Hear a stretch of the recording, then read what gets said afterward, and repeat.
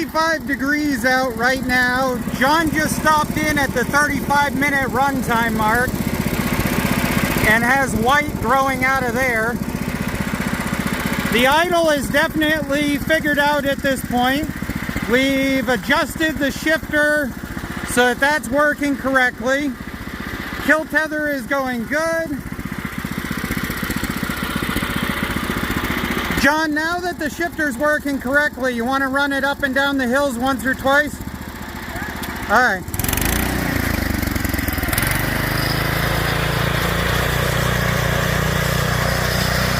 So we're at a little bit past the 35-minute mark. And so we're going to run it up and down the hills a couple of times, get it off camber, just to go and see what it does. Well, here we go. For the sake of curiosity and science, we're going to take this propane regulator system and this propane-driven carburetor, and we're going to stick it on John's go-kart today. Now, we figured out a nice mount in order to be able to put our 1-pound canister of propane into, along with this extremely awesome safety wedge to make sure it doesn't come out, provided by DuroMax's own packaging. Now, this DuroMax is a 208cc.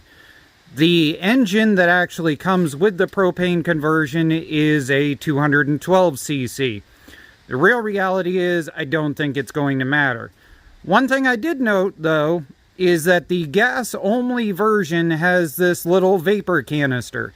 So we are going to pull the vapor canister and plug up this hole on the backside here, just in case that makes some sort of difference. Otherwise than that, should just be a pull this off, put the carb on, and take it for a test drive. I've had companies in the past decide that they didn't like being associated with my builds. So we're just going to fix this Folgers can right now.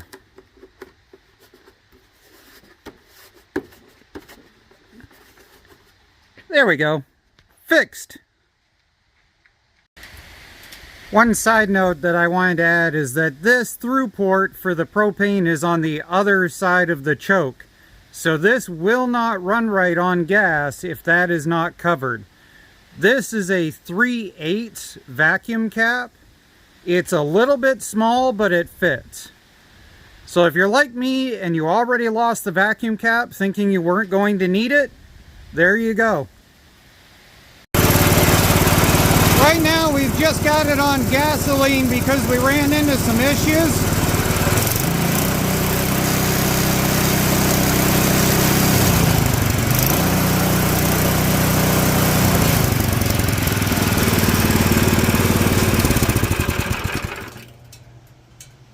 So I thought I was going to be a cheapskate and reuse the rear gasket on the engine side of the carburetor.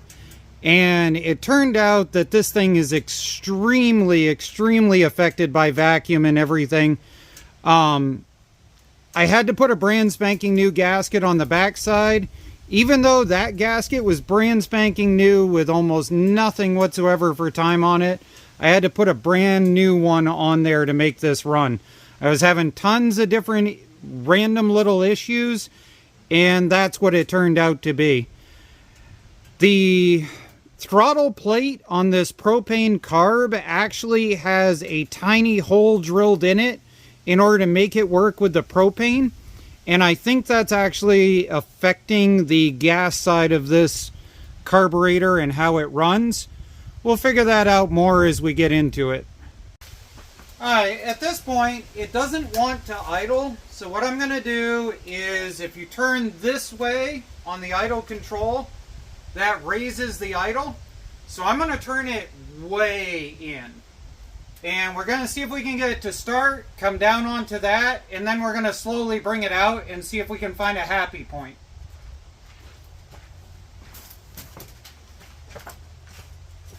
So, full throttle, John. Okay, and let's start it up. And let off. Wow, that's actually actually almost happy.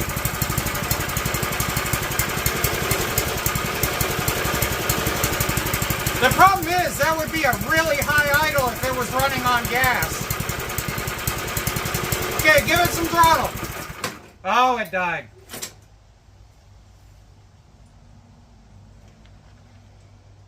Well, let me turn it in a little further. Because that is for sure dialed way high on that idle screw. Alright, John, give it a couple of throttles.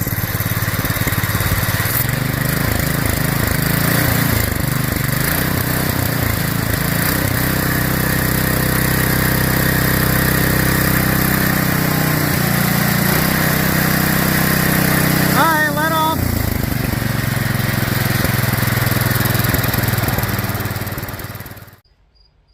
As they say, hindsight is 20/20. What we're chasing right now in this video is an inability to get this to consistently idle. And what we ended up discovering after 15 minutes of runtime later was that even a remote little itty-bitty amount of gas in that carb bowl or in the shutoff valve ended up causing idling issues.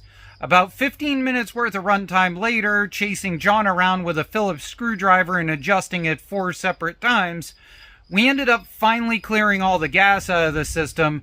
I even went so far as to shut the machine down and pull the bowl and clean it out. At that point, we were able to idle down right where it should have been, and all the driving problems with idle went away. So, if you're going to run this on propane, it's got to be dedicated to running on propane, or you better have a Phillips screwdriver kicking around so you can chase the idle for 15 minutes. That being said, let's go back to continuing with me trying to figure out what the heck I'm doing. So, what we figured out is that it will come down, but it takes a while for it to come down. John, punch it again. Okay, let off. See, when it's on gas, it comes down immediately. But there must be some sort of residual with the propane, because that idle doesn't come down until quite a while. Okay, one more. Let off. 1 locomotive, 2 locomotives, 3 locomotives, 4 locomotives, 5 locomotives, 6 locomotives, 7 locomotives, 8 locomotives, 9 locomotives, 10 locomotives. There. It took over 10 seconds for that to finally come down. So in other words, if you have to shift into reverse or forward, you've got to count 10 locomotive before you shift. Right now we've got the propane turned off because I'm very worried that that idle is so high that when it's on gas, this is not going to disengage at all. So we're going to run it on gas right now just to see whether this is actually able to be disengaged. Because that makes a giant difference on whether this is viable or not. So, gas on position, so it floods the carb bowl. Right now, we're down on idle, no choke.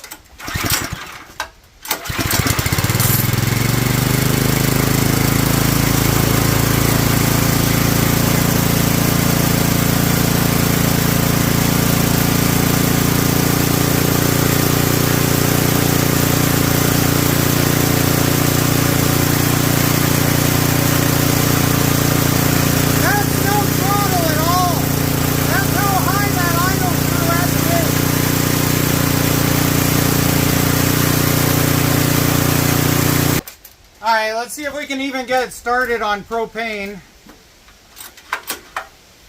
Now that the carb bowl is probably about half filled with gas.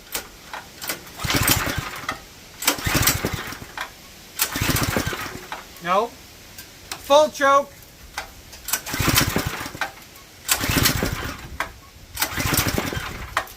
Okay, no choke. Gonna have John hold the throttle.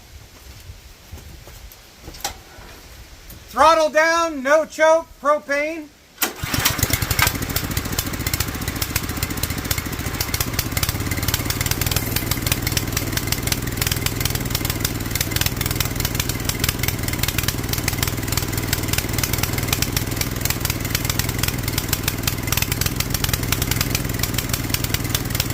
Right now it's having to burn the gasoline out of the system.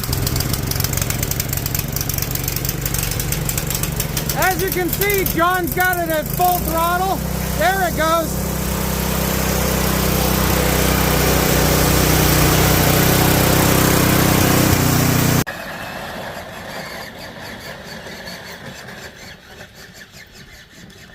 Yeah, the kid severely has nothing whatsoever to play on.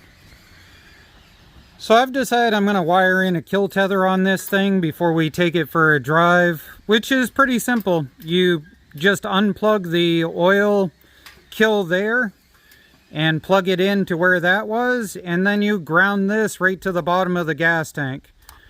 Nothing major, easy and simple safety device. Alright, here we go. We've got a 1 pound canister wedged in the flammable Folgers can.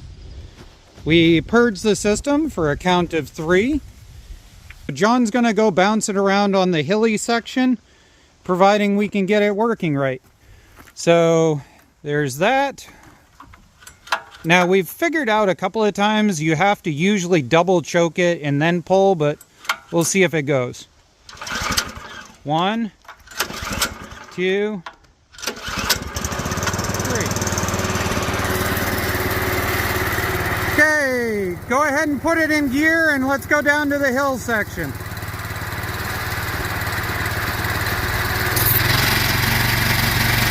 You're not in gear, let off. Okay, put it in gear.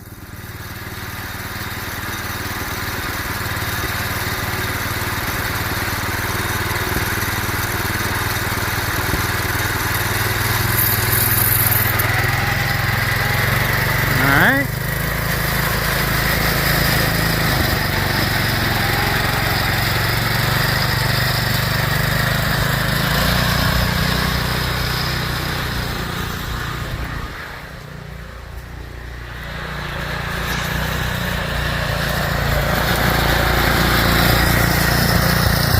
So we're gonna have him do some steep hills first.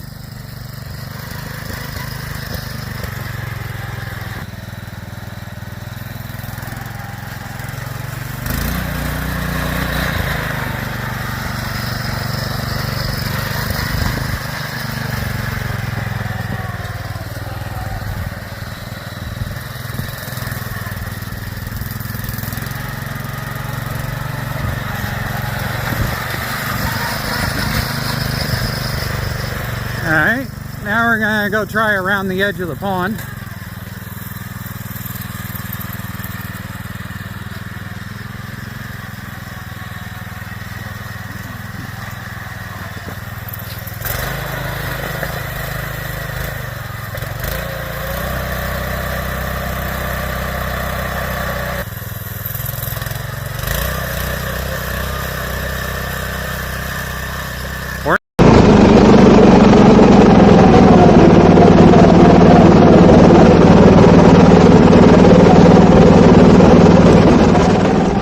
About to end up with a two-part problem here.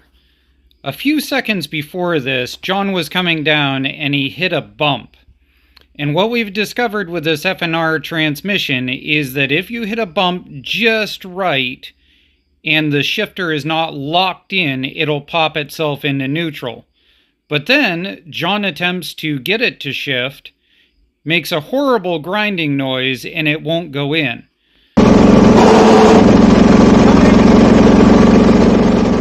What that is this whole gas with propane mix that we're still fighting about 12 minutes in on our first test drive. The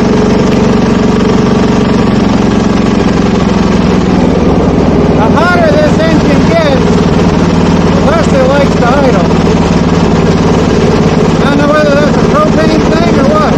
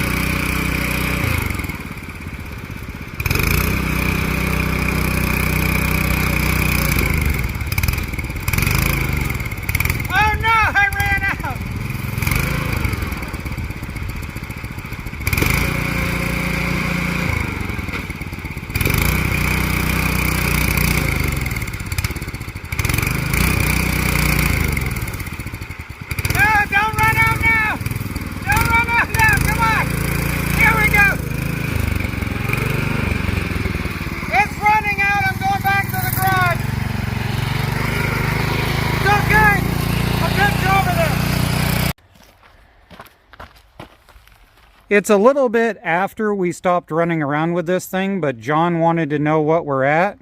We're at 22 degrees Fahrenheit here, and we're at like 32 right there, 33, 35. But the base of the tank, holy cow, that was 17 there. 16, 15 degrees Fahrenheit. So yeah, it definitely got really cold. It's at the point of frost all over it.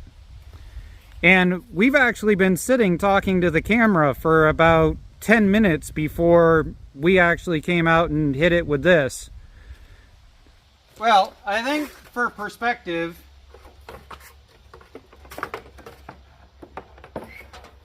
there we go.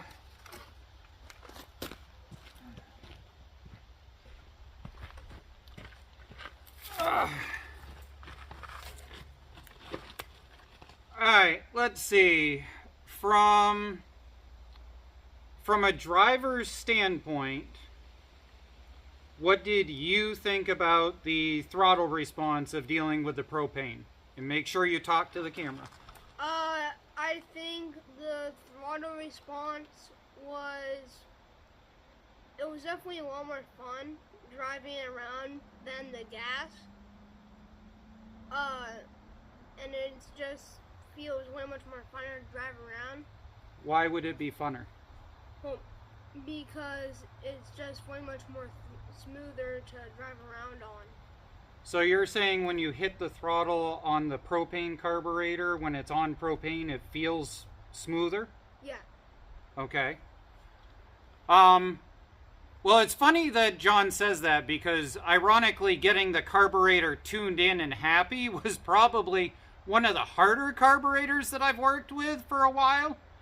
But once it was tuned in, as long as the only thing it had was propane, it was happy. Like, would you say that was a good assessment? Yes. So when we had it running on gas and then we converted it over to propane, I mean, I spent the first 15 minutes of John driving running around with this screwdriver turning in the idle. Once it was only running on propane and there was no more gas in the bowl, I would say it became much more favorable. Yeah. Total runtime. Total runtime on the canister at 55 degrees. We ended up at about 45 minutes or so.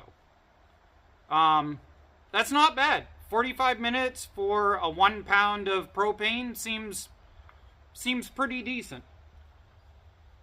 Now, you can refill those. You can get the adapter kit like we did here.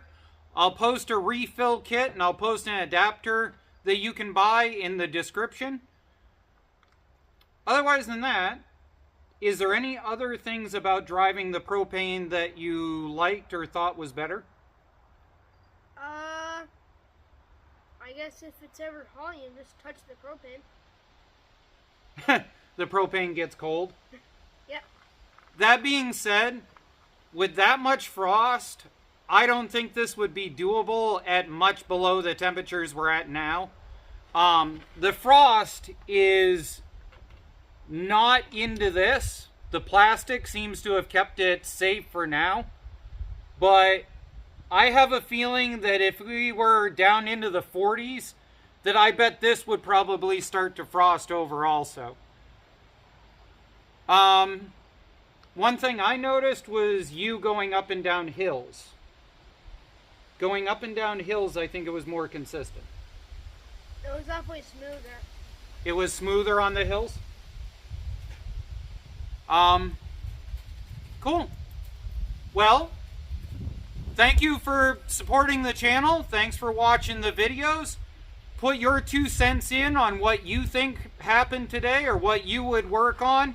We ended up having some issues dialing in the shifter, which has been an ongoing thing because, as far as I know, nobody's ever done something like this, so we're learning as we go. But thank you. Hope you enjoyed it. All set? Yep. Okay. Wait, before that defrosts, where's the heat gun? Well, the heat gun thing. Wait. Oh, the temperature gun? Yeah.